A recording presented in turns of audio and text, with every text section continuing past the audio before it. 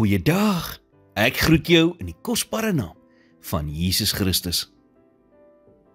Watter leuns glo jy oor jou lewe? Wat hoor jy die vyand vir jou fluister, terwyl jy in die spieël kyk? Terwyl jy aan jou ouerskap of verhoudings dink? Terwyl jy nadink oor waar jy op hierdie oomblik in jou lewe is? Wanneer jy dink aan wie jy is, dink jy dinge soos: ek is 'n mislukking, ek is 'n slegte ouer, ek is eenvoudig nie goed genoeg nie. Hierdie leuns word dikwels in ons harte geplant, en meeste van die tyd herken ons dit nie eers as 'n leuen nie. So ons stem saam met dit. En dan kyk ons rond in ons lewens en fokus dan op al die dinge wat moontlik kan bewys dat hierdie leuns waar is. En ons ignoreer alles anders wat ons anders vertel.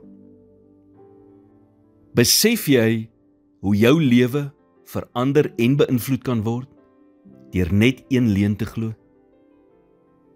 Die vyand weet hoe om leuns te gebruik om ons te keer om ons Godgegewe potensiaal uit te leef. Hy gebruik dit om ons onseker oor onsself te laat voel.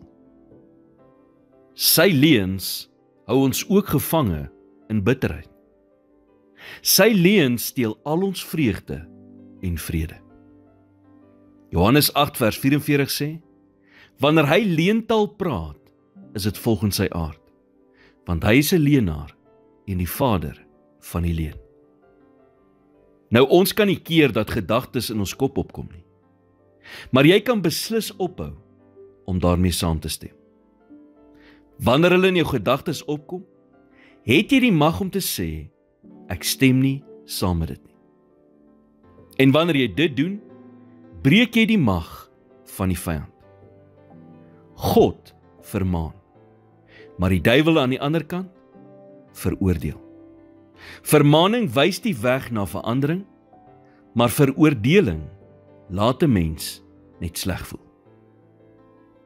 Moenie leuns glo nie. Vervang dit eerder met God se waarheid. Jy sal vind dat hoe meer jy dit doen, hoe makliker is dit om die verkeerde stemme te herken en daarteen te gaan. God se gees woon in jou. Hy het reeds die vyand verslaan. Moenie dat leuns jou keer om die oorvloedige, vervulde lewe te leef waarvoor Jesus gesterf het nie. Here, U begeer dat ek in die waarheid sal wandel as U kind. Lei my deur die Heilige Gees om te onderskei tussen U stem en al die ander stemme daar buite. In Jesus naam bid ek dit. Amen.